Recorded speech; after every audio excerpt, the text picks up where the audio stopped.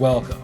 This is False Start, a college football podcast for everyone and everyone else. I'm your host, John Buhler, lead writer at fanside.com.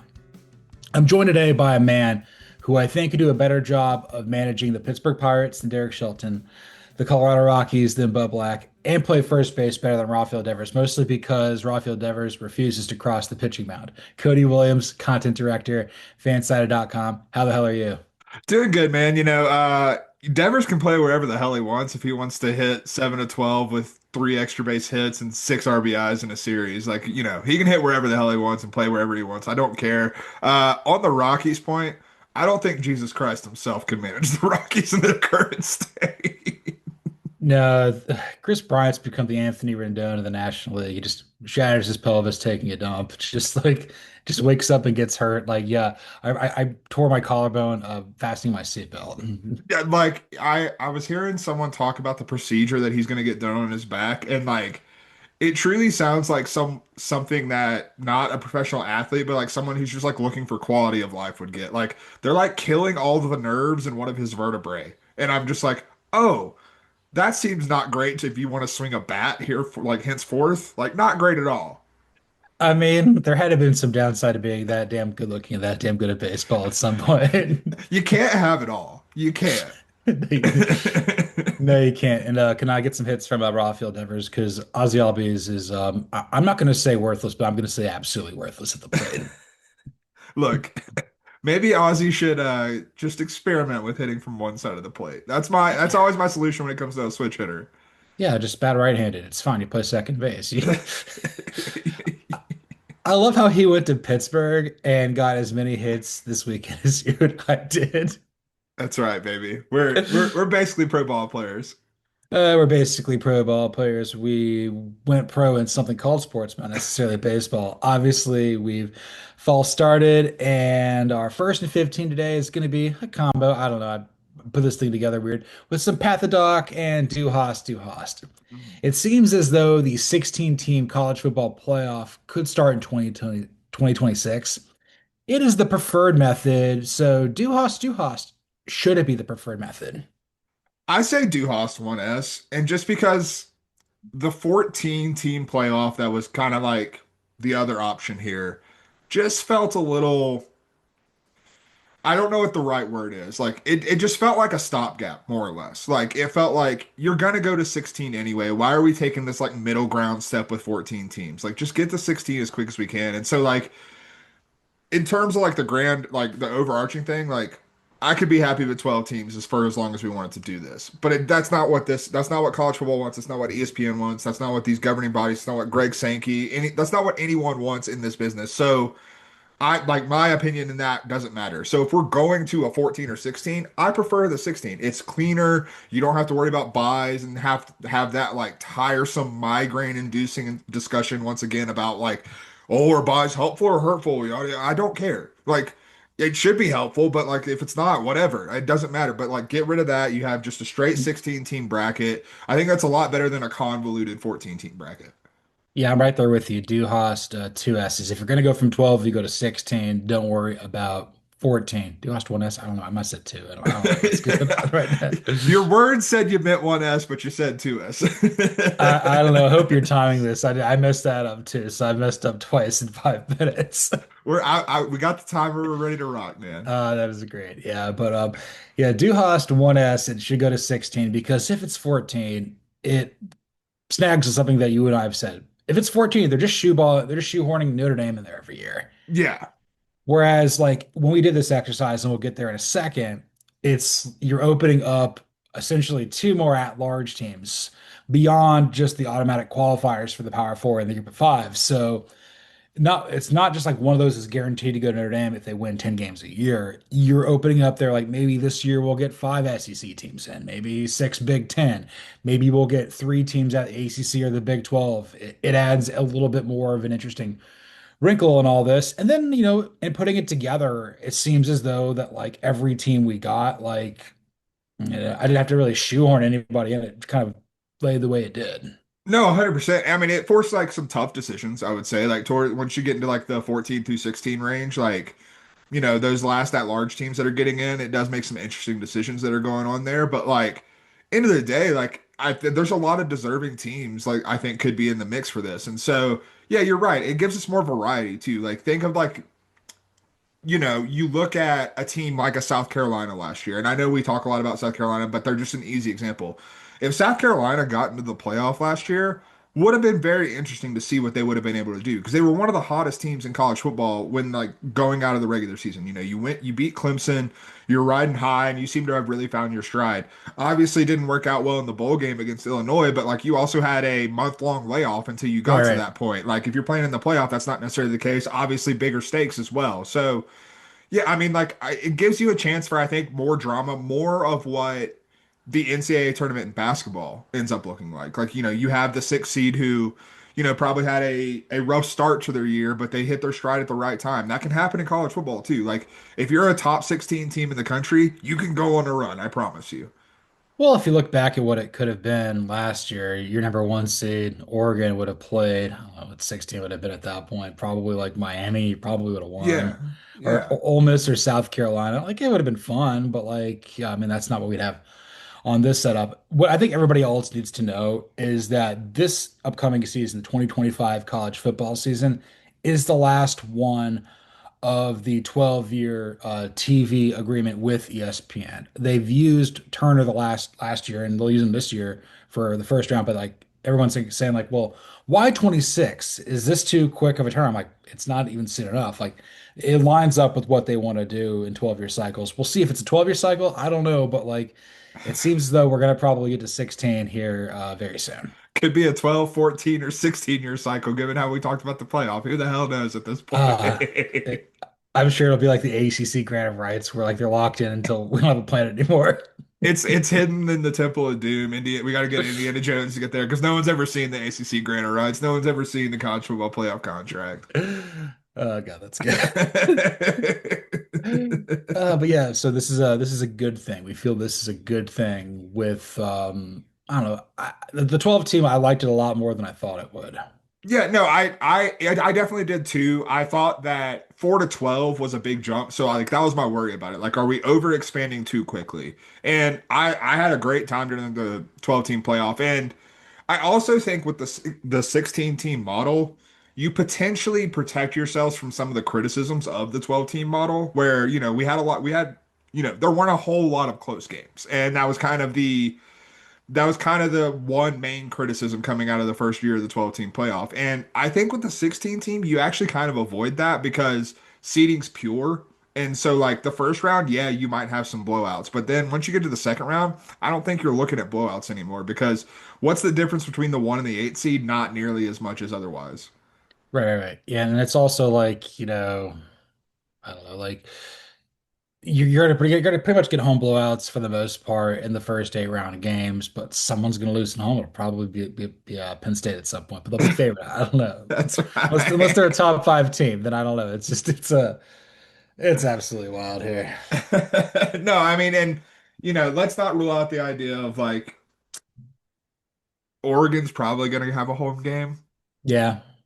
What's Oregon really done in the college football playoff? Like this could honestly, I'm what I'm most interested about when I really think about it, and like move it forward is like what it's going to tell us about programs, like Right. the state of these programs. Like, do you want to go between the hedges for these games? Absolutely not. Like Kirby Smart's going to have that place like absolutely rocking. Those fans are going to be electric. The players are going to be amped up for it. Do I want to go to Austin? No. Do I want to go to Columbus? No. Like, honestly, do I want to go to South Bend? Absolutely not. Do I want to No. go to South Bend in early December? No, I do No. not. That is not something I want to be doing. And so, like, you're going to find out what the state of these programs and like how like where they're really at with these kind of when they have an advantage going into this, whether or not they're able to play up to it.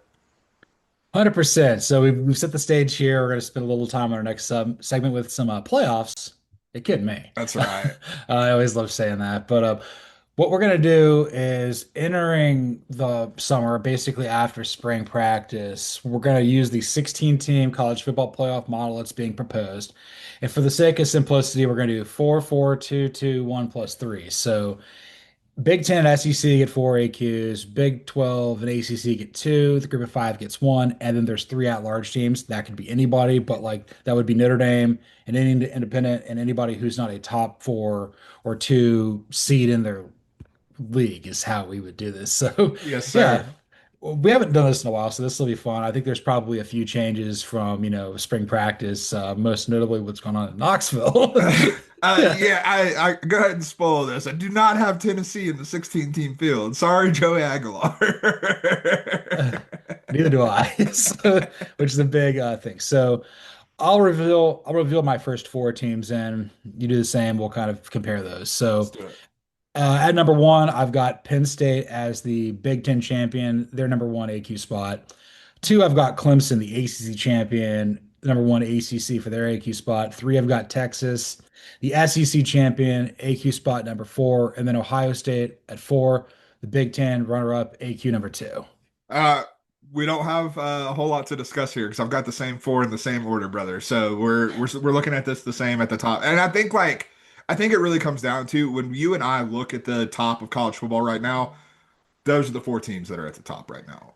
Yeah, for sure. And I feel like that the order and basically the same projected finish in AQ is pretty it's not groupthink. I feel like we've kind of gotten to the point. So in recent weeks, you and I've been like, okay, I think Penn State and Clemson are in its own separate category. The Clemson hype train is getting out of control. But Yeah, like we've got to we got to put take them down a peg and put them at two and not one. so I don't want to put words in your mouth, but see if we're kind of where we feel similar. Penn State's like, okay, they return a lot of talent. They've got great coaches, and Jim Knowles being there is a huge difference. Yeah, it's that, and like I'm expecting Drew Aller to take a step forward. Like just point blank, like you got what's his name, Trevor Pena from Syracuse coming down there. Right. Like I think, or coming over there, excuse me. I think that's what they needed. Like they needed someone who can be a downfield playmaker because Drew Aller throws a nice deep ball. I just didn't have anyone who could separate from a defensive back to catch it. And so like now we have that in this offense. And you talk about Jim Knowles, like that is a factor because Penn State's defense obviously not been a problem. Penn State's defense been their calling card, been their strength. And somehow there is a chance that that unit is better after losing Abdul Carter because now you have probably the best defensive coordinator in college football coming over. 100%. There's also just, the lack of attrition that Ohio State did. I think that's a separating factor. Of course, they're gonna have to play, and I still don't trust Penn State to beat them. But right now, the vibes are good there in State College. At two, Clemson. Again, Kate Klubnik made that step that we're hoping that Drew Aller does. Obviously, upgrading and defensive coordinator from Wes Goodwin to Tom Allen. Mhm. Plus, I think the biggest thing with Clemson is like just the gap between them and whoever we end up putting at number two later is just it's more than anywhere else in the Power Four. It's substantial, that's for sure, which you'll see bear out in our brackets. And then it's interesting with Ohio State and or Texas. So Texas, like we think that like they're going to win the SEC, but it may not be by much Mhm. over Georgia. You can kind of go back and forth with that. For me, it's kind of like the idea of Arch Manning versus Gunnar Stockton, and I don't see Georgia beating Texas four times in a row. No, I don't see that either. And as of right now, I just have a little fewer questions about Texas than I do about Georgia. And like, that's not even an Arch Manning necessarily versus Gunnar Stockton thing. Like, yes, I am high on Arch Manning, but like, honestly, it comes down to Sarkisian versus Bobo. Like, if you're Right. breaking in a new quarterback, I trust Steve Sarkisian to do that a whole lot more effectively than I do Mike Bobo. Yeah, right there. And then so yeah, our top four is pretty much the same. You go five through eight. So 5 through 8. Five, I have Georgia. Six, I have the Oregon Ducks. At seven, I have our first, non-conference affiliate, Notre Dame here. And then at eight, I have LSU. Getting LSU a home game in Death Valley. I dig that. I'm a little bit different. I got some of the same ones you do. So I've got Georgia at five as the SEC runner-up AQ two for that league. Notre Dame at six, the first at large. At seven, I've got Oregon, the Big Ten AQ number three. And then at eight, I've got Arizona State as the projected Okay. Big 12 winner. I just came around on that. I have LSU coming up just a little bit later, but not much. And I have Arizona State coming up. They're the 9 seed playing in Death Valley against LSU. So like that's where I have Arizona State. And it goes back to a point like we decided not to do this with reseeding because it doesn't seem like they're going to do that. But we've talked about this. If you're a conference champ, you should probably get a home game. So if that were to happen, obviously Arizona State would flip and be hosting LSU. But regardless, like I have them in basically the same spot. I flip flopped on those two. What I think is interesting is 5 through 7. It's a little bit different order, but it's the same three teams. That's its own separate category with Georgia, Oregon, and Notre Dame, where it's like you're pretty much a lock, but there are things that again, they're all breaking in new quarterbacks. Yeah, I mean they're all breaking in new quarterbacks. Like we know that the requisite talent level is certainly there for them to be a easy college football playoff lock. But if the quarterback situation goes awry, that can throw best laid plans can go by the wayside there. 100%. So I guess like maybe the last bit here is like the difference. Like, so you put LSU over Arizona State. So you maybe explain LSU and I'll explain Arizona State. So LSU, I'm looking at it, and obviously I'm number world's number one Garrett Nussmeier supporter. Love the kid, and I do think he's due for a big season. Like I truly do. I mean, he had a nice year last year. The offense was not the problem for LSU last year, and I think he can elevate it even further. The defense was the problem, and at like looking at what they've done now coming out of the spring, it seems like they've shored up some of that defense. Like they brought in a ton of transfers. I wanted like close to a dozen transfers to like really replenish that side of the ball. And man, I don't know if they're going to be great. Like I don't think it's going to be an LSU defense of old or anything like that, but like this defense just needs to be passable. And this is a college football playoff team, and I think they're going to be passable. Yeah, you can only go up from here. The Shania Twain of defense here. That's right. And I think that LSU might be more talented, but I think ultimately, well, Arizona State returns pretty much everyone of note minus Cam Scatterbo. They bring in Udo from Army, Sam Levitt's back. You still retain Marcus Arroyo. I feel like they're like almost a lock to get in. They're not quite there. I think LSU, it's again the defense is a little more up in the air, but I also just kind of feel that, Arizona State, they'll give them the fact, oh, you won the Big 12. I kind of feel that, like, if you win a Power Four league for the most part, like, it's going to be difficult to deny them a home game. Agreed. And that's why like I have them right there. And like if that were to be the case, it would not shock me in the slightest. But the one thing I ultimately decided on was my cynicism when it comes to marketability. Yeah, And a game in Death Valley is better than a game in Tempe if you're ESPN or Turner. 100%. Even if it's at night, it doesn't matter how. I mean, both fan bases will be absolutely Oh yeah, sledgehammered. There's no question about that. 100%. Arizona State might try to play neck. Let's be real. Like, Yeah. Does that mean LSU is going to play some Jimmy Eat World there? that's right. Sing it back. Whoa. All right, now we're in the middle here, so I'm gonna get to the middle part here with my 9 through 12. At 9, I've got South Carolina as the third SEC AQ. At 10, I've got Iowa State as the Big 12 runner-up and number two. 11, I've got LSU as the fourth SEC AQ, and then at 12, I've got the Illinois Fighting Illini as the fourth AQ spot out of the Big Ten. Okay, so we're seeing some of this stuff similar. So at 9, like I said, I have Arizona State. At 10, I have Illinois. At 11, I have South Carolina. And then at 12, a newcomer who this is probably gonna be this year's NC State for me if I'm being real honest. I've got the Indiana Hoosiers at number 12. I'm all in on the Okay, Fernando train. Fernando, baby. Fernando. Uh, I do have Indiana in the last Let's four ends. go. Let's So yeah. go. Okay, so all over the place here. We've talked about LSU. We've talked about we're talking about Illinois. Let's talk about Illinois now for a little bit Okay. here. Yeah. So starts with like I think Luke Altmaier is due for a big season.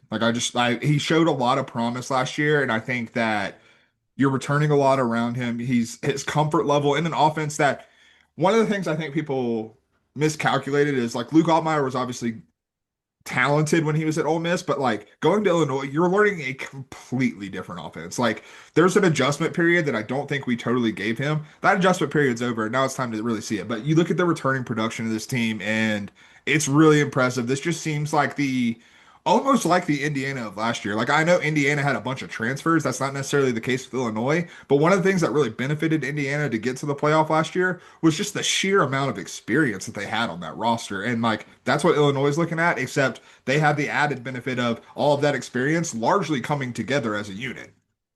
Yeah, it's all happened before. You have one of the most underrated coaches in college football, and Brett Bielema.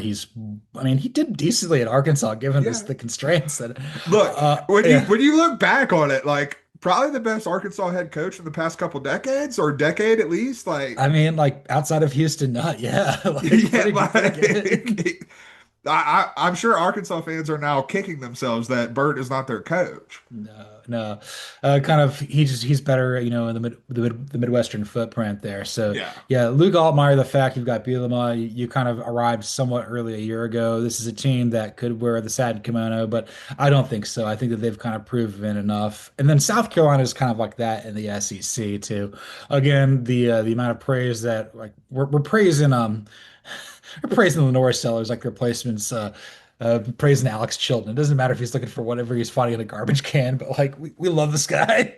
We love them. We're all in, and we're no question about it. We're ready to get hurt with Lenora Sellers. Okay, so yeah, we're ready for that with Lenore Sellers. So again, I think I've got Iowa State in here before you, and then you've got Indiana in there before me. Yeah, and with Indiana, it's literally just a trust in Kurt Cignetti and a trust in Fernando Mendoza. Like they return a good bit on offense, like more than you probably realize. They've hit the transfer portal hard again on defense, and one of the things I have talked myself into when it comes to Indiana is yes, it is hard to do what Indiana did again this year, like what they did last year to do it again this year. But at the same time, the way Kurt Cignetti was able to reshape that roster when coming over, in the offseason and hit the portal and build the team that he did last year, there's got to be some inkling of being able to do that again. And like as much as I like Curtis Work, you upgraded at quarterback. So like when you take that into account, even if the transfer haul isn't as impactful as it was last year, I still think that this group is going to be talented enough to compete in that like upper middle class of the Big Ten. Yeah, I think with Indiana for me, which I'll get to them in a minute, it's like I think the floor is really high. They've done it Yeah. before. They're well coached. Kurt Cignetti wins everywhere. Fernando. Fernando. And then I guess with Iowa State, why I've got them in there is like again, like it's the AQ. I figured they'll keep it close. Rocco Beck, Matt Campbell, and then again, it's just like initially I had Iowa State beating Arizona State to win the Big 12, but then I've kind of come around on it. And I'm like, no, I think experience matters. So maybe Arizona State's got a slight edge here. Yeah, I'm high on Arizona State. I think that I mean it's our boy Kenny D as always, but then on top of that, like one thing I did not like, I'm processing still, and like is continually making me more confident in Arizona State is like how young Sam Levitt was last year, like a redshirt freshman last year, which I don't think a lot of people realize. Like you hear transfer from Michigan State, you think, oh, kid's probably like a junior and like going into his senior year. No, he's going to be a redshirt sophomore, and like you look at what a redshirt freshman looked like last year at that position. And yes, he had Scatabo back there to help alleviate some of the pressure. But man, that did not look like a redshirt freshman out there playing quarterback. And if he's got another level to jump up, that's bad news for the Big 12. Oh yeah, like I watched him in person at the Peach Bowl. I'm like, this guy's moving around a lot. This guy's kind of got I don't know if he's like the Aaron Rodgers prototype that Drake May was coming out of UNC, but there's some sort of like ad lib ability to his game that I find very fascinating. And I think he's probably going to be along with like Arch Manning and probably Norris Sellers, like the three quarterbacks who come off the board first in 27. Don't oh 27. Okay. Sorry. I thought you were about to say 26. I was about to be like, don't forget my boy Nuss out there down there at No, no, LSU. no, no. I think it's going to be Nuss, Aller, and Klubnik are kind of going to be the towards the top of that I right think you're now. probably right. Yeah. And then okay, so you want to go your last four in? Yeah, look, I'll go with my last four in. So 13, I have the Florida Gators. At 14 is where I have Iowa State. At 15, we've got our G5 representative in the Boise State Broncos, which you can really insert any G5 team you want there. I'm not confident in my G5 pick at this current moment. And then at 16, we finally get our last ACC team in there with the SMU Mustangs. Oh man. It's that's challenging. So 13 for me, I've got Miami as the second ACC. Alabama at 14, the at-large AQ, and then Indiana is the last at-large in at 15, and then Boise State's my group of five champion. Okay. So I'll start with the SMU point. Just like having them as the last seed, having like what it really comes down to is I don't trust an ACC team outside of Clemson. I like at all. Like, does Carson Beck's elbow work? That's my big question with Miami. With Louisville, like, yes, we're high on Miller Moss going there, but what's the ceiling of Louisville? Honestly, SMU, yes, there are still questions. Like, you lost a good bit on defense, but you have a known commodity in Kevin Jennings that I like, and Rhett Lashley working with Kevin Jennings on top of that. And like I'm more willing to bet on that known commodity than I am anything else outside of Clemson in the ACC. I can kind of get there a little bit too with that, but like at the end of the day, I'm like, I think Miami just has a little bit more talent. Yeah. It's like if it can just get out of the garage, it'll go. And yes, but I like Mario lost the garage door opener years ago. I can't open the Mario's the type of guy that can't open the garage. So he sets the house on fire thinking that he can basically get like an insurance claim. I'm like, oh, no, that's arson. You're going to prison. Yeah, that's the Mario school of getting out of the garage. Oh my God. So yeah, let's go to the Boise State. I think we're both like, okay, de facto, they're in here. At some point, I was high on Miami, Ohio, with Taquan Finn coming over there, but like I think we just like the new short king, Maddox Madsen, a lot with Yeah, Spencer Danielson. So the reason you probably like SMU is the same reason I probably like Boise State. It's the same sort of thing, like continuity. yeah, and that's the reason I have Boise State in there. Like just based on like one of the teams I've seen mentioned as a G5 champion, which is interesting, is Navy. Apparently a pretty manageable schedule. The AAC looks like it's going to be down a little bit. Navy's returning a lot from a team that had a lot of success last year. There's a chance that Navy could go 11-1 and make it in as the AAC champion. Like that's not out of the realm of possibility, but I have a really hard time betting on a service academy to do that at this Right. point. And when it comes to Boise State, like they're more of a known national brand. That is going to help you if it's kind of just like a homogenous blend of G5 teams. Like there's not a Boise State of 2024 essentially like to separate themselves from the pack. And so if that is the case, like I trust Maddox Madsen and Spencer Danielson, like I think the defense of Boise State showed a lot of improvement last year. And if that continues, like you get the defense better, even if you don't have Ashton Genty, I still think you're probably the class of the Mountain West.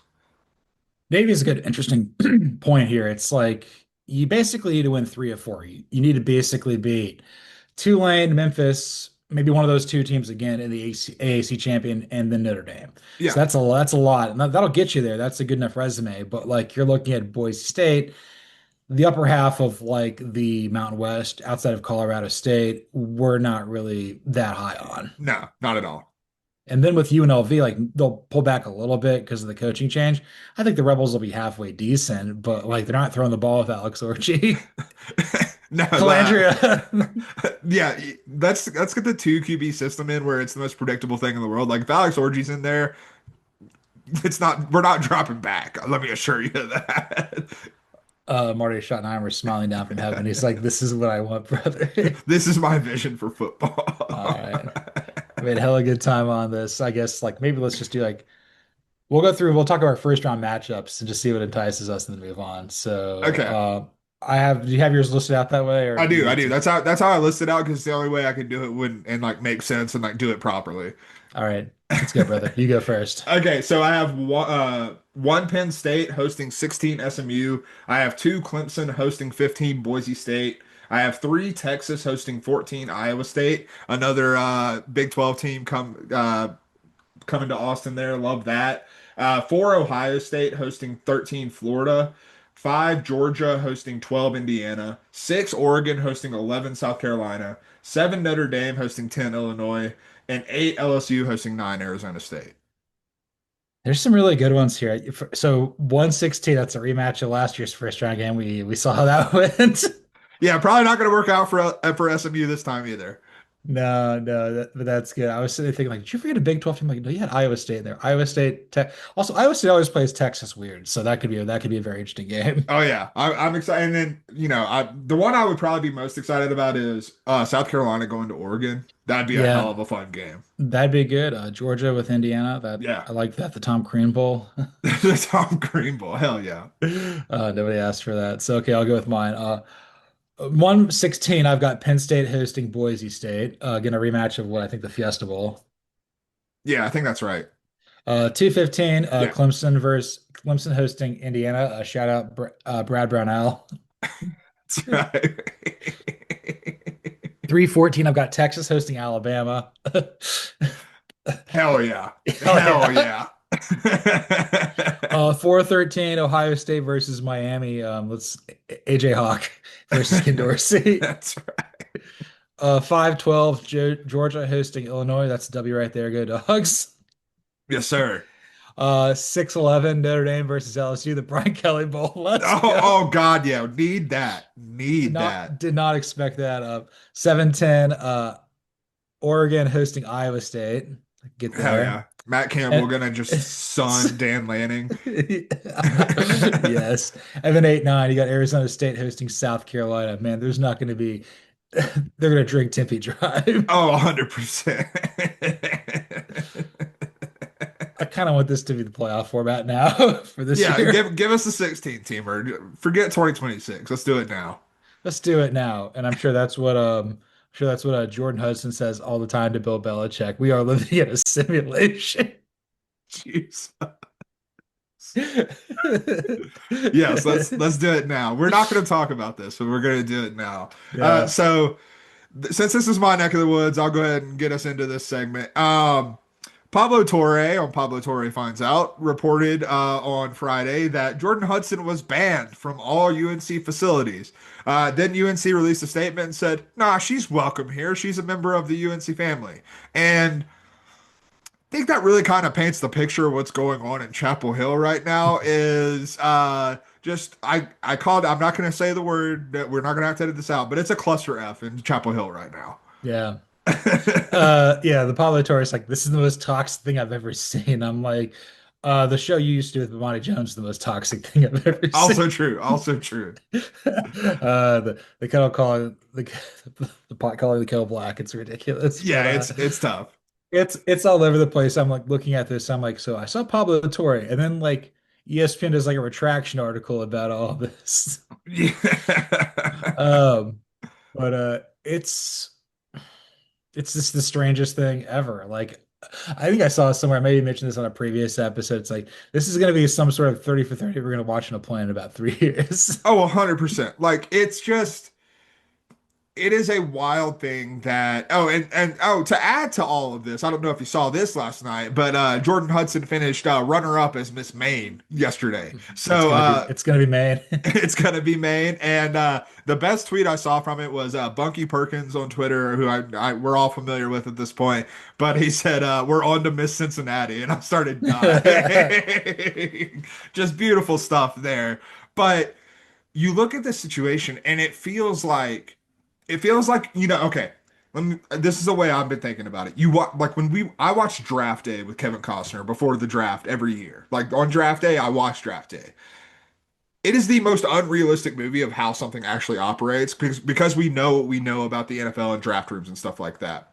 This feels like something that would be in a college football movie that we would look at and be like, "Oh, a 24-year-old basically like causing a mutiny within a college football program. That's the most unrealistic thing I've ever seen." Well, no, it's actually happening to my beloved Tar Heels right now.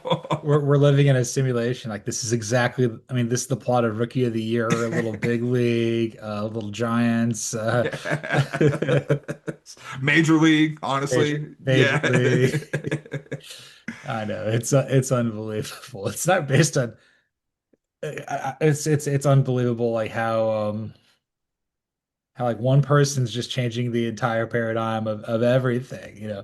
Also, it's like you trading in your lobster rolls for Skyline chili, trading that in for barbecue, even though Bill Belichick grew up on crab legs or crab cakes. That's right.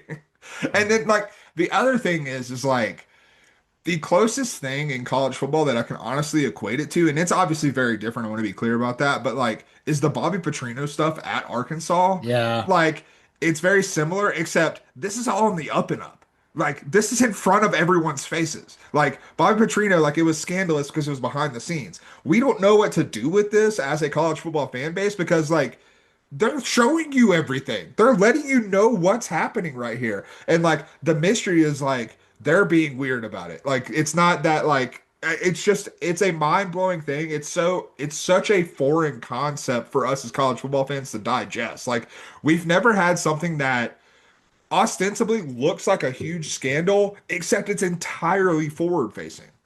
Yeah, like the Bobby Petrino stuff with the hog, that was wild. Jeff Banks' fiance with the little monkey biting a kid at a party. Manti Te'o's dead fake girlfriend. Yeah. Like this was all stuff where it's like this is so embarrassing. We really don't want to get this out, but this is like, oh, we're letting it out, but apparently like we don't want to do hard knocks here. Make it make sense. Maybe they are doing it. Man, God, I like maybe that it's just like Jordan Hudson has her own production company and is going to create a Hard Knocks competitor. Maybe that's where we're headed. Maybe she's working with Nathan Fielder, to be honest with you. Honestly, at this point, would not shock me in the slightest. Yeah, like we're watching me and the Arizona State podcast. We're watching the rehearsal. Definitely Mm. watch that at some point. The second season that we are talking off air is mostly about like trying to improve the airline industry, for lack of a better word. But Rosemary's like, where does he keep finding these people? He's finding the most strange people on earth to like to be in this show. Like I understand that like Nathan Fielder like first like built up his career basically working on Canadian Idol. So he would like filter through people. That's how he did this. So he finds the most crazy badass people on in the United States or British Columbia, puts them on this show. I mean, not a bad business model because it's worked out well for him. But Jordan Hudson's like, so what's the kid from Little Giants is like, you want to play football? No. Do No, you ever heard of football? No. Great, you could be in our team. yeah, no, I mean, like it is. Again, I've said this before and I'll say it again. Most of the optimism I had about the Bill Belichick hire is waning very quickly. Like we're nearing dangerously close to pessimism and what's going to happen. Like I can't see this really working out well for anyone. He walks in there with a sack full of jock straps and cups, and he goes, "Some of this equipment has been used Some of before." it has been used before. So the doctors at the morgue can identify the body. I can't wait till we do the league episode. We can talk about what lands a swing. That's right. We'll just leave it at that. So yeah, you're getting more and more pessimistic by the day. You're just getting older. They're staying the same age. Yeah, it's Matthew McConaughey out here and having a real bad time. Like, I mean, Um, God, it's so messy. It's so inexplicable. Like like there's a part of me, and it's probably the like eternal optimist in me that betrays me more often than not as specifically a Dallas Cowboys fan. But like there's a part of me that's like, what if this all just works out? Like what if yeah. it did just work out? Which would make it even crazier if we're being honest. Like if this team goes like 9-3, like everyone would be like, wait, how in the hell did this happen? But like it's more likely that the inverse is more in play than 9-3. 100%. I gotta share a story from this past week. It's kind of tangentially related. It's like I can't believe this is happening. So we got back from dog sitting in Buckhead. My friend Steve calls me up. It's like, hey, we're gonna go to a blues bar. It's right by where you live. You want to be there in 45 minutes? It's like it's raining. Sure, let's go in. Yeah. We sit down at the table. You pay like the cover. Apparently, got to pay cash. It's always stupid. I Yeah. hate doing that. I hate there's Get a square reader. If you're yeah. charging a cover, get a square reader. My God. But we're sitting there, and there's a couple behind me, definitely very impressionable 20 somethings, dressed in like it's the 1950s. Like the guy's got like a baby blue like blue collar thing, like he's working at a like a Jiffy Loop or something like that. Blue jeans, slicked back hair with a little curl in the front. Definitely the loafers with the white socks. Oh You yeah, could definitely tell that he rolls his sleeve up and puts his pack of Camels in there, 100%. unfiltered. And I'm like, what are the chances he's driving a Datsun? It's like none. Absolutely zero. He's Yeah, he's either driving a hog or he's driving like a Saab. I think a Saab is probably another option there. it's like his name is probably like something, I don't know. It's probably like Brendan, but he's like, you can call me Danny. For Danny Zuko. Yeah, the people at this blues bar were it was crazy, and I feel like the vibe was there. Like Belichick would have enjoyed it, and Jordan Hudson would have enjoyed it, and this is false Hell, start. hell yeah, every era covered. That's right.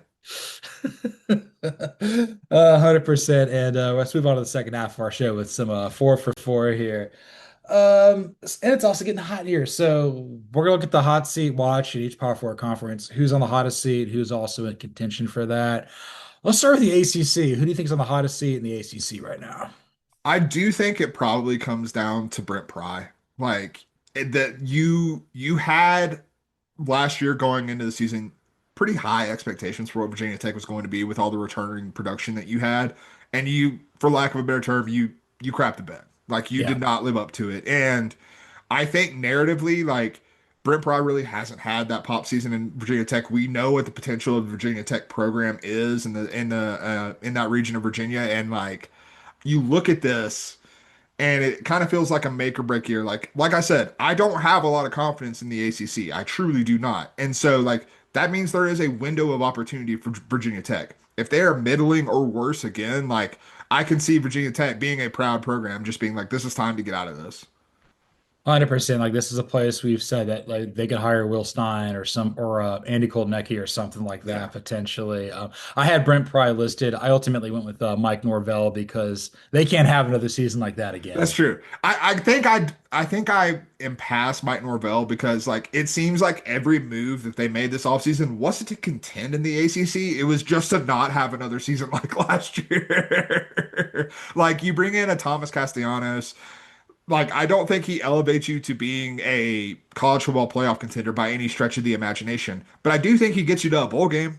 Like I think and like you know what? That probably saves Mike Norvell's job at this point. You know, you bring the Gus Bus in the station, you're giving 6-6 for Route 66, the That's record you're right. gonna That's have. right. uh, so I think the other guy that I threw in contention for this is Justin Wilcox. I kind of feel like Cal's quite quitting on him. Yeah, and let me be clear. I also want to throw out Bill Belichick because if this does go poorly, like my Yeah. God, But like that, maybe there's like the line of demarcation. Like, do we really want to throw Tony Elliott in here? I mean, maybe. I mean, it's Dave possible. Doran. But Yeah, like, I don't know. I feel like everybody else in the ACC for the most part's kind of good. Obviously, Frank Reich. That God, he's coaching the ACC now. That is wild. That's some wild It- ass. he's an interim though, so we can't Yeah, yeah. technically put him on the hot seat. You go across the board, like they're not going to fire Mario. They're not going to fire Brent Key. They're not going to fire Fran Brown. They're not going to fire Jake Dickert just got there at Wake Bill Forest. O'Brien. They're not going to do that. Not going to get rid of Manny Diaz. Fran Brown's fine. Yeah. Yeah, like that. Jeff Brom's good. Yeah. There's a lot of Brett spots that are Lashley. super safe. It feels like in the ACC right now, and like in terms of hot seat, like I think the candidates are real obvious here. Yeah, 100%. And I think the Big Ten, it's not as much. The number one for me, I put Mike Locksley. I figured that he's just cooked.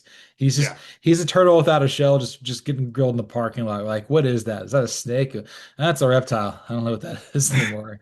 I'm surprised he's still here. And unless he has like a really good offensive season. Again, he lost Billy Edwards Jr. in the transfer portal. Mhm. Can you play any defense? I don't know. I The feel like answer they is have to. probably no, but No. we'll see. But no, I had a 1A and 1B in the Big Ten, and one A was Mike Locksley, 1B is Luke Fickell. Like at a certain point, Wisconsin is smart enough to realize, oh, this just isn't gonna work. And like if we see the same results that we've seen from Wisconsin over the past 2 years, like yeah, I think it's just smart business on Wisconsin's point to be like, yeah, man, like we'll give you a letter recommendation because we still think you're a good football coach. You're just not a good Wisconsin football coach. And I think that's really what it comes down to with Luke Fickell at this point. My only concern is like they just gave him like a Brent Venables extension, and I'm just like, what are you doing? Like this is a you're signing up for this. This is what you want. This is okay for you. This is what you tolerate. It's only money, Bueller. Like It's that's only at money. the end of the day, that's what I tell myself. Like you can hand out all the extensions you want. It's only money at the end of the day. Yeah, I definitely had Luke Fickell in consideration. I also considered Lincoln Riley because again, Jim Cohen didn't hire him. I also think it could get weird with Sharon Moore, and I do feel bad. I do feel like if David Braun doesn't like push for 500, maybe they let him go, even though like they've been playing in someone's backyard while they've rebuilt Ryan Field. It's not really Yeah. fair. I would hope that they would give David Broad a chance to actually play in a home stadium. That'd be sick. Probably what he deserves at this point. But it's also Northwestern, and I've given up trying to forecast what Northwestern's going to do in a given college football season. Because when you think they're going 2-10, they go 8-4. And when you Right. think they're going 8-4, they go 3-9. Like that's just what Northwestern football is. Yeah, just going across the board. I'm like, who else? Like, I think Deshaun Foster overachieved. I'm done trying to predict when I was going to get rid of Kirk Ferentz or Yeah. Minnesota with PJ Fleck. Kirk Uh, Ferentz is in his own category at this point. It's in the they should, but who knows? Like, you know what I mean? Like, uh, he's in the black and yellow Stockholm syndrome thing. that's right. Just Yeah. You put on those colors and things happen. yeah, you go to bowl games and you hold over people's heads. That's right. Just like wild card round playoff games. Okay, let's move on to the Big 12. Who do you got? Who's in the hottest seat? This was a very hard one for me to do. I'm looking at Brent Brennan at Arizona because like you have Noah Fafita back for another year, but like last year was tough to watch. Like it was not a fun football team to watch. Like especially coming off the year prior when things were moving so well. And like, man, it just feels like Brent Brennan might be over his skis a little bit. And Arizona, I know that they have financial constraints, but like the Brent Brennan contract is not overly like overly a hindrance to them getting out of it. Like they paid him cheap, that's why he's there. But at a certain point, like you're Arizona, you're paying Noah Fafita NIL money to stay at Arizona, and like if you're not making good on that investment, you need to go find someone else. And there are other cheap coaches who could probably do a better job than Britt Brennan.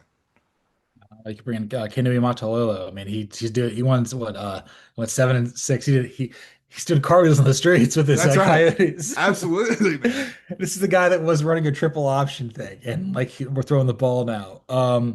Yeah, I had Brent Brennan in consideration for that too. I think it's a little bit soon, but like it's certainly within the realm of possibility.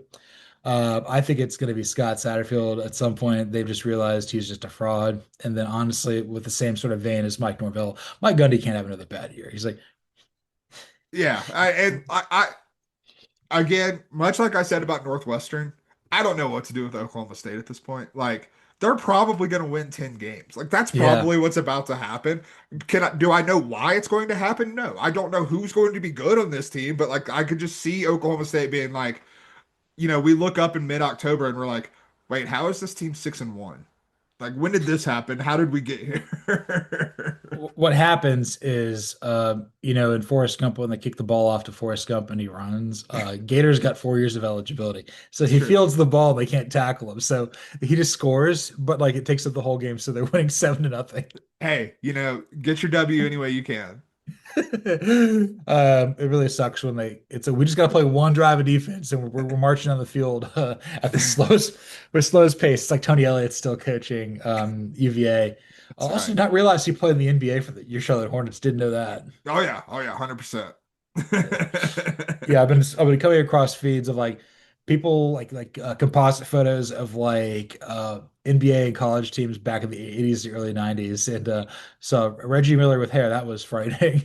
No, no one should be subjected to that kind of content. Yeah, early Indiana Pacers was a vibe, dude. Oh yeah, 100%. Okay, and then the SEC hottest seat for me is Mark Stoops. Yeah, same here. Like I had Mark Stoops with a bullet, man. It's last year you brought in Brock Vandegrift and that went pretty poorly, and you can try and get your contingency plans in place, but like when you whiff on a quarterback like that, it kind of when you're Kentucky specifically, like one of the things that has made Mark Stoops so well respected, and I still think Mark Stoops is a good coach. I think this a lot of this comes down to just the job at Kentucky.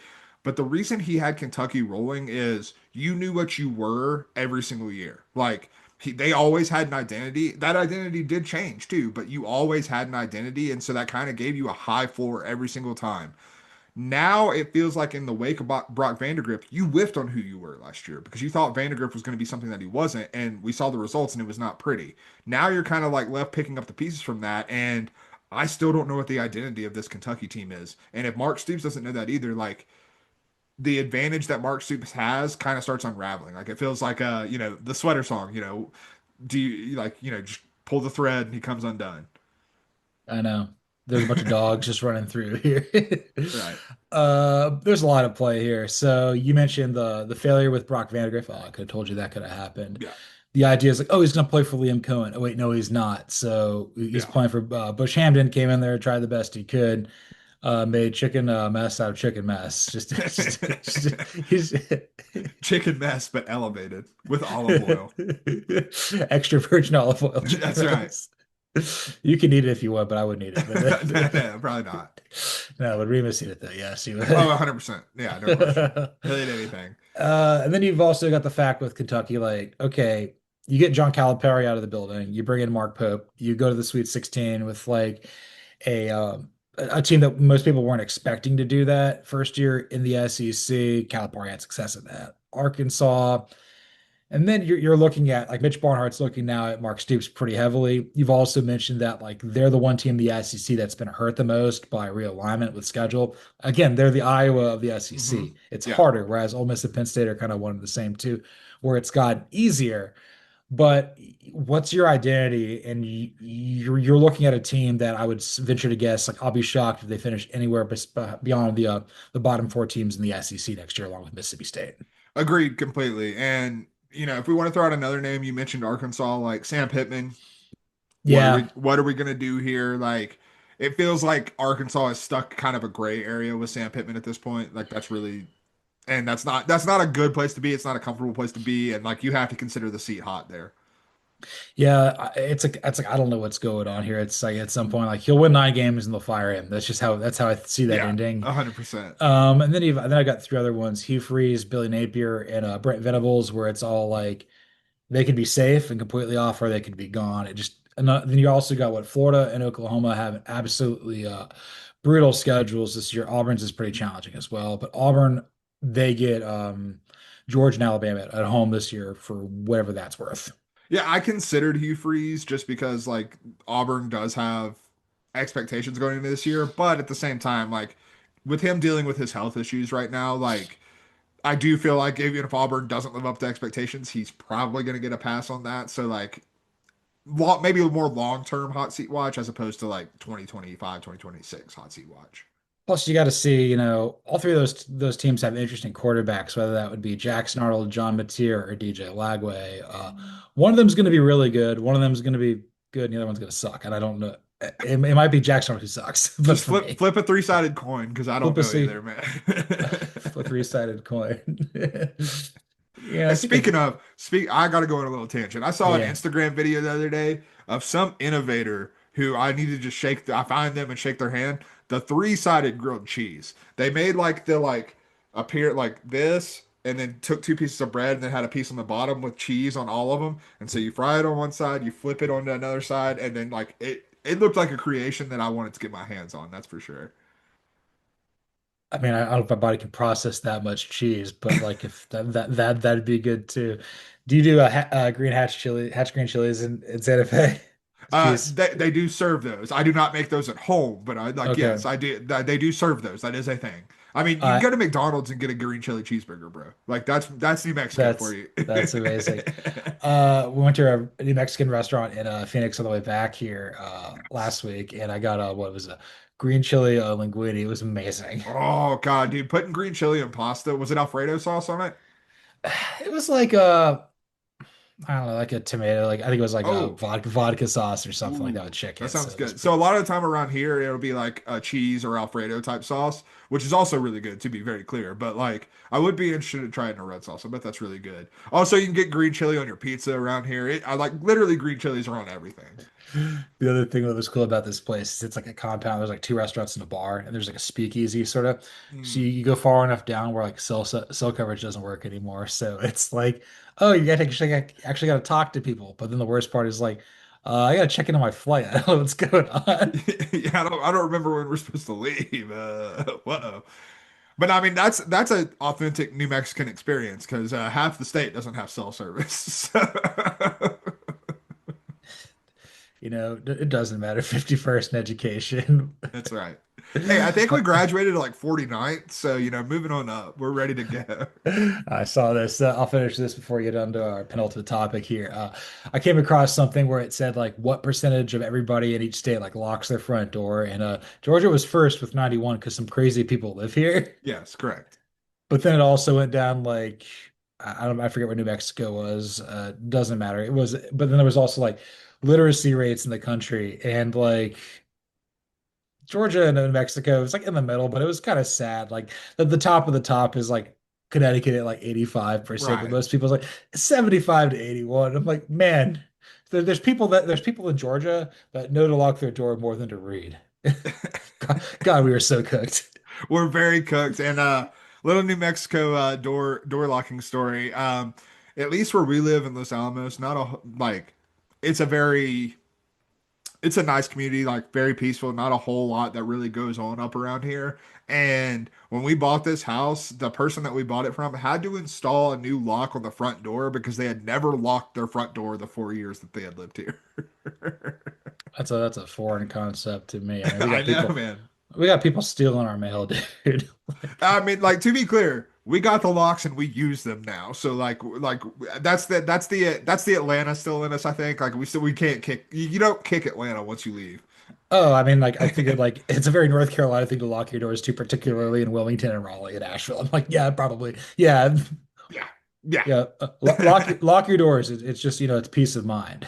100%. Yeah. I always lock your doors. Like I used to not when I was in high school, I was, devil may care. Didn't lock the doors to my car. I had two iPods and two Zunes stolen from my car. So yeah, that was my lesson. Like don't do that. And speaking of a guy who may or may not lock his car, let's move on to some "You're Doing Great, Sweetie." Where's the money in the basket here? Dude, where's my car with Shemar Stewart? You hated this draft pick. Probably this is your least favorite pick in the first round, but the Bengals get Shemar Stewart, and he's just sitting out the entire like rookie mini camp, and I'm like just trying to get his deal. I'm like, you do realize this is the Bengals, and they'll do everything but pay you.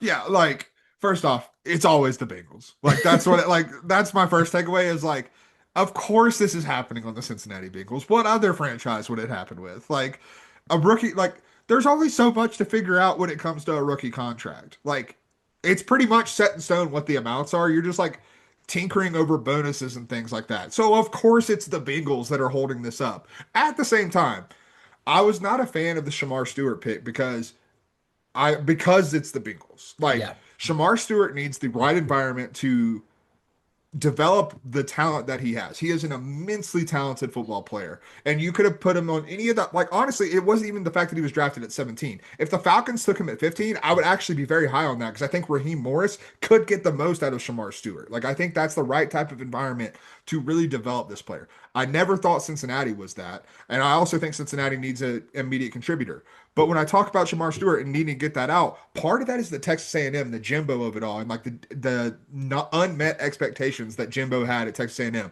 You bring in all these five stars like a Shamar Stewart, and they never live up to their potential. That's why he needs the right environment. And so it's two sides of the coin. Like I'm going to be very critical of the Bengals because again, of course, it's the Bengals that are doing this, but at the same time, it's a pretty bad look for Shamar Stewart, who you come from a university and a program that has a reputation of not meeting and living up to the potential, and also being all about the money. And then you get to rookie minicamp and you're not participating because of the money. Like the optics of that are not great.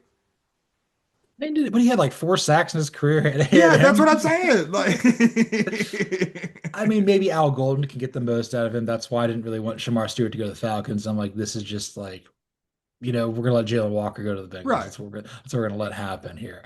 Obviously, we're not that stupid, but we might be. But anyway, like the Bengals, it's like you knew like the scorpion is gonna sting you in the back if you carry him across the river, you frog. That's what it's gonna be, and they're Yeah. both gonna die. This is who they are.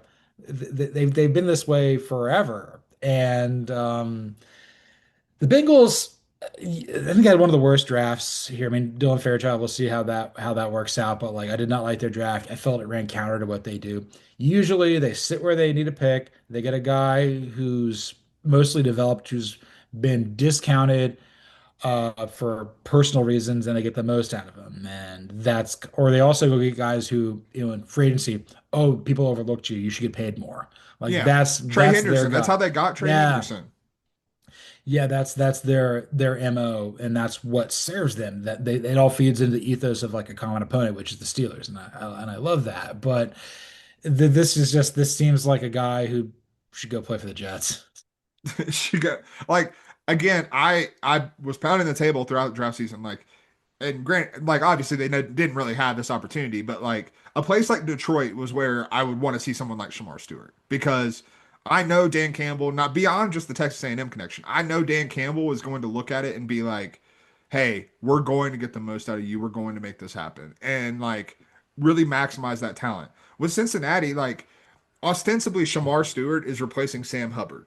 There could not possibly be two different players in terms of what they've Right. done. Like Sam Hubbard does not have the physical tools that Shamar Stewart does, but Sam Hubbard went out there and did his job on every play. I can't rightfully say that about Shamar Stewart at this point, considering he's as talented as he is and had 4 sacks. Like that's just not like those two things are not congruent. And it, like you said, it feels like a real deviation from strategy for Cincinnati at a time where frankly they can't afford it because you just committed like what $120 million to 3 offensive players.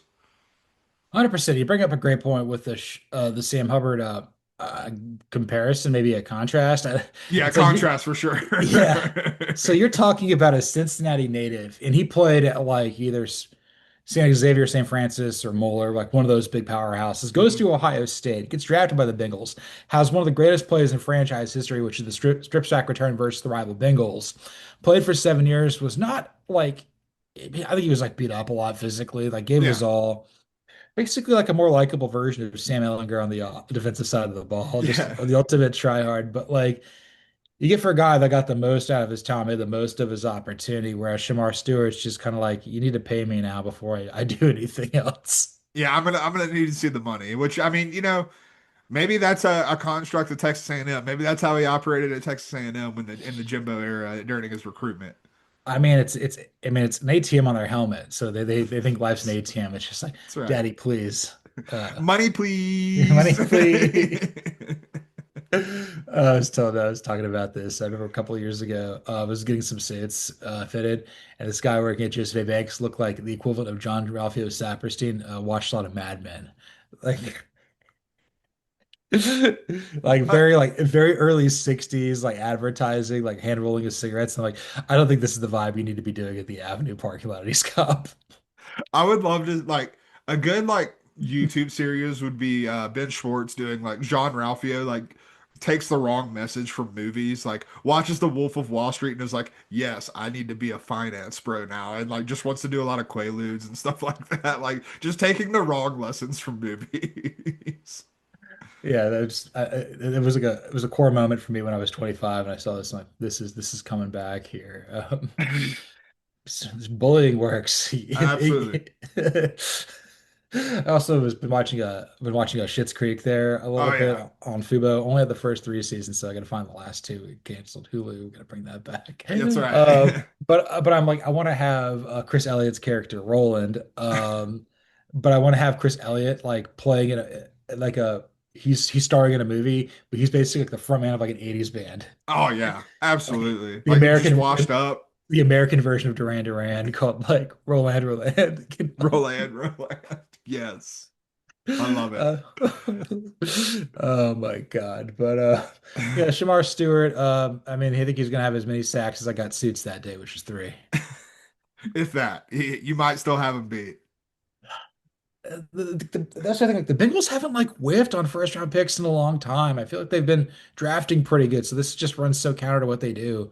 And this is a team that like they're like the 49ers of the AF 49ers of the AFC. It's like they can get to a Super Bowl and they can also win 6 games. The variance with these two teams is wild. Oh yeah, it's absolutely insane. And like I'll be watching the Shamar Stewart pick like with pretty close eyes because you think of the other edge rushers that they passed up. Like there were dudes on the board who I think were sure things for them. And like that's I don't know, man. This could be something that really sets them back and like honestly results in like a conversation maybe 2 years down the line, where it's like, do we trade T. Higgins now? Like after we signed him to this deal, like how do we get out of this? Because obviously what we're doing isn't working. Hey, look at the two pass rushers our teams took after Shemar Stewart. Like Yeah, Falcons straight up to get a 26 to get James Pierce Jr. out of Tennessee. And then Donovan Izuruku, which we've learned how to pronounce that that's now. We right. figured not that hard. Falls to your Cowboys at 44. And I'm like, I feel like they would have been more productive than Stewart. Like they were productive at Tennessee and Boston College. I figured And like that Mike would have. Green going to the Ravens. Not Ravens. Yeah. Yeah, yeah, sorry, to the Yeah. Ravens. Like falling there. Like they're just guys who I think are more proven pass rushers. Like, and you go back to your point, like yeah, the Bengals don't really have a big issue with off the field concerns. Like they think they can nip that in the bud, and for the most part, they really have. Like they've actually done it. I'll give them credit for that. Like if they have like someone who has off field concerns, they've done a good job of quelling them for the most part. And so to go counter to that, to take a player who is far less proven in these options that have some off field concerns, not as Raku at all, but like in general, it's just a weird strategy by the Bengals. I guess like tie a bow on this is like this was the draft to get like a starting level defensive lineman or an edge rusher. And I figure that like you owed it to yourself to try to go get this. This is the best position group in this draft. And it'd be like it's like a really great wide receiver draft, and you whiff and you get the wrong one. It's like you draft Jalen Reagor Yeah, Jalen over just Rigby. over Justin Jefferson. It's like, oh, this is brutal. Like that's why like when you're picking a player at that position group in that particular draft, whatever that draft may be, like you get scrutinized so much more when you whiff. Just another reason to hate the Eagles. They picked Jalen Reagor over Justin Jefferson, and it didn't matter. What, like, I can't, I can't. Oh, you're gonna be playing them on a Sunday Night Football on a Thursday. Yes, sir. That's gonna be great. Or Can't it's wait. gonna. I mean, maybe you guys are gonna be below 500 the whole year, like the Braves. Hey, nah, George Pickens gonna reproduce the Randy Moss game. Like 3 catches, 181 yards, 3 touchdowns. I gotta say this before we go. Steelers fans expecting an apology from George Pickens, like you're out of your damn mind. Do you think he was gonna apologize to you? You've been nothing but mean to him for 4 years. This is what he signed up for. You and I both knew that George Pickens was a little bit eccentric and mercurial. Like it's fine. You put him as the number one wide receiver with Kenny Pickett. Did you think that was gonna work? Oh my God, Mike Tomlin, what are you doing to this team? I probably have to write some pro Steelers article later today. And I don't want to do that because I have nothing left to say. You're just wasting everyone's time.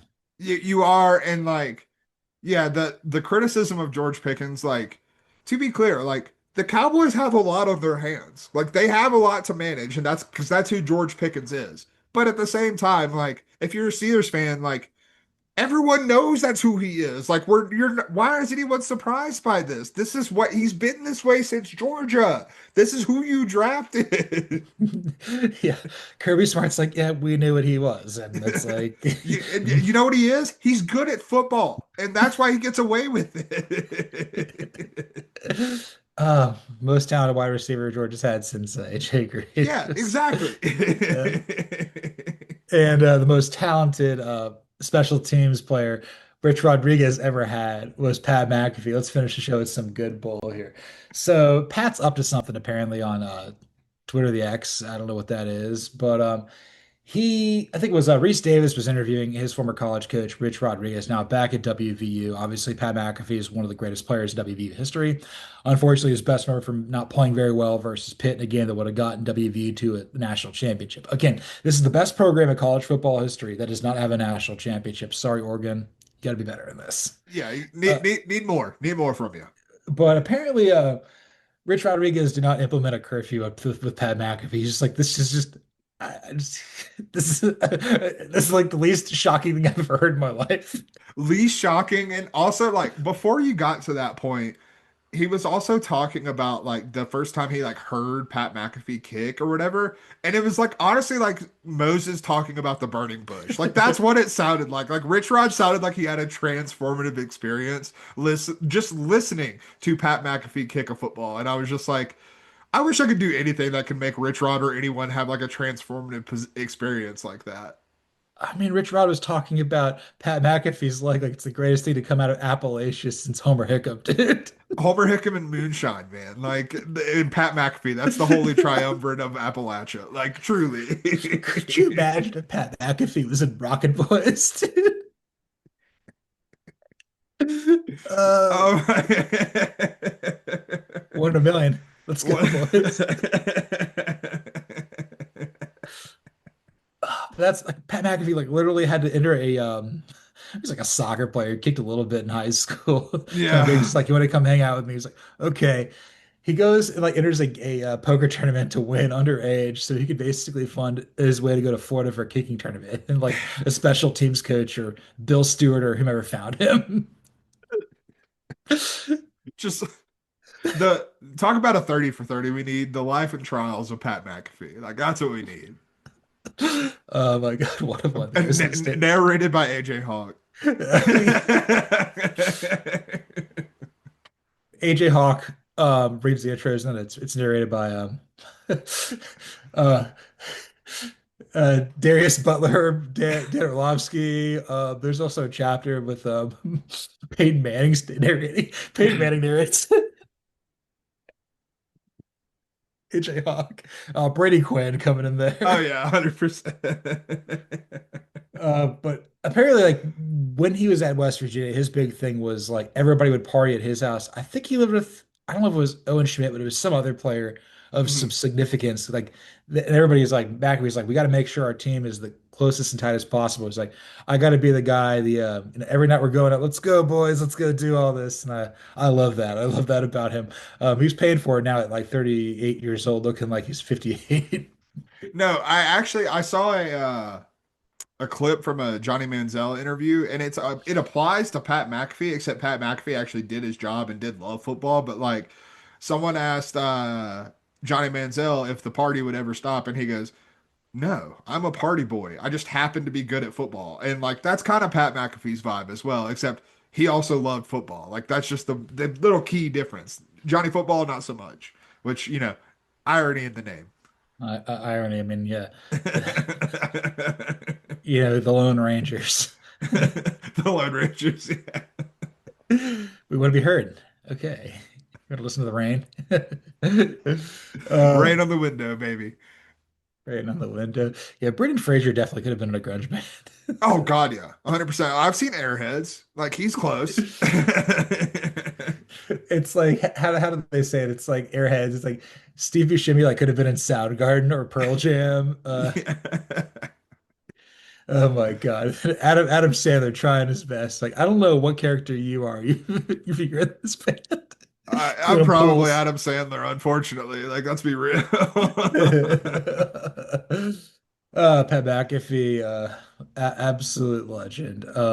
Just the fact he didn't have curfew is just unbelievable. I mean, it's totally predictable, and also like I wonder nowadays, like in the NIL era, in the transfer portal era, how many players are like seeing something like that and being like, "Coach, I don't want a curfew, or else I'm getting the hell out of here, and I'm gonna find a coach who won't give me a curfew." I also think about this. I think part of what led to McAfee's like disassociation from West Virginia for so long.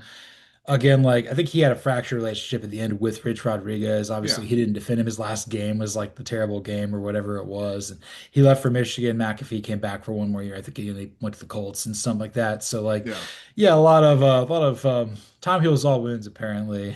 something I like guess that. something like that. But I don't know. This was something like that. This was episode 174 of False Start. You can follow me, John Buhler, on Twitter or the X at Buhler118. You can follow Cody Williams at the Sizzle 20. You can follow the show at CFB False Start. Like, rate, listen, subscribe, review on Apple, Spotify, YouTube, anywhere there's podcasts. Give us a 5-star review with a karate chop 5. Judy chop it. Judo chop it. Judo chop it. You ever do? Did you ever do karate as a kid? I did not know. The closest I ever came to doing karate was I was at a friend's house because my mom was out of town for the week, and I had to go to his karate lesson. So I just sat in the corner and did my homework. Karate is what we did like before I played team sports, and it was like I was all about the Teenage Mutant Ninja Turtles, like trying to kick, but I'm flailing my legs like this. Just a very unathletic kid who eventually made himself into an athlete out Yeah. of sheer will and love for baseball. But like, there's like a home video. My dad, someone's like, your mother signed you up for this. And the best part is it was her idea. It was her idea. And Pat McAfee not having a curfew was Rich Rodriguez's idea, and this is false start.